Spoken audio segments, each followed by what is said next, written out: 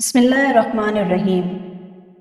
فتح مکہ کے موقع پر عورتیں رسول اللہ صلی اللہ علیہ وسلم کے پاس بیعت کرنے کے لیے حاضر ہوئیں تو آپ صلی اللہ علیہ وسلم نے حضرت عمر بن خطاب رضی اللہ تعالیٰ عنہ کو حکم دیا کہ وہ عورتوں سے کہیں کہ رسول اللہ صلی اللہ علیہ وسلم تم سے اس بات پر بیعت لیتے ہیں کہ تم اللہ تعالیٰ کے ساتھ کسی کو شریک نہ کرو۔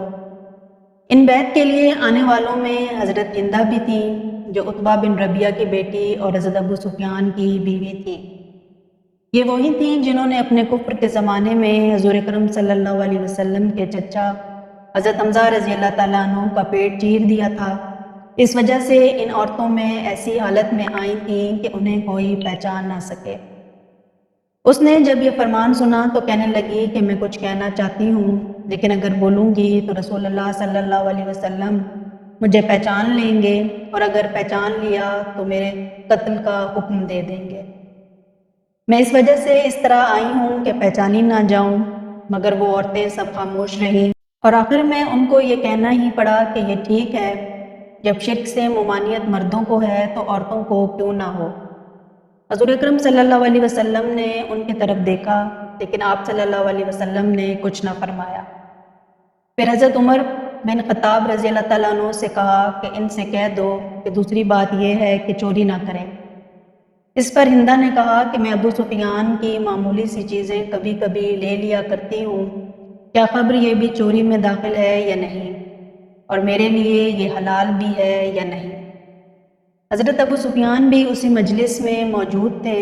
یہ سنتے ہی کہنے لگے کہ میرے گھر میں سے جو کچھ بھی تو نے لیا، خواہ وہ خرچ میں آ گیا ہو یا اب بھی باقی ہو، وہ سب میں تیرے لیے حلال کرتا ہوں۔ اب تو نبی کریم صلی اللہ علیہ وسلم نے صاف پہچان لیا کہ یہ میرے چچا حضرت حمزہ رضی اللہ تعالیٰ عنہ کی قاتلہ اور ان کے کلیجے کو چیرنے والی اور پھر اسے چبانے والی عورت ہندہ ہی ہے۔ آپ صلی اللہ علیہ وسلم نے انہیں پہچان کر اور ان کی یہ گفتگو سن کر اور یہ حالت دیکھ کر مسکرا دیے اور انہیں اپنے پاس بلا لیا۔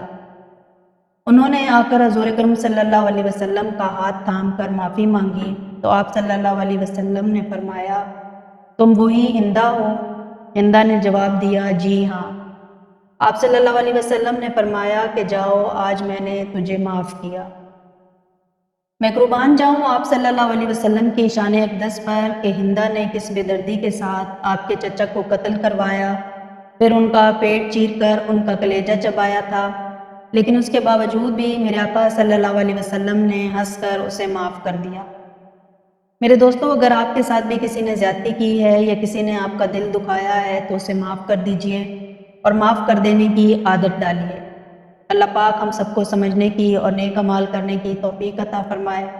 مزید ویڈیوز کے لیے ہمارے چینل کو سبسکرائب کریں، اپنی دعاؤں میں یاد رکھیے گا۔ زندگی رہی تو اگلی بار ایک ویڈیو اور لے کر آپ کی خدمت میں حاضر ہوں گی۔ تب تک کے لیے اجازت دیجیے۔ اللہ حافظ۔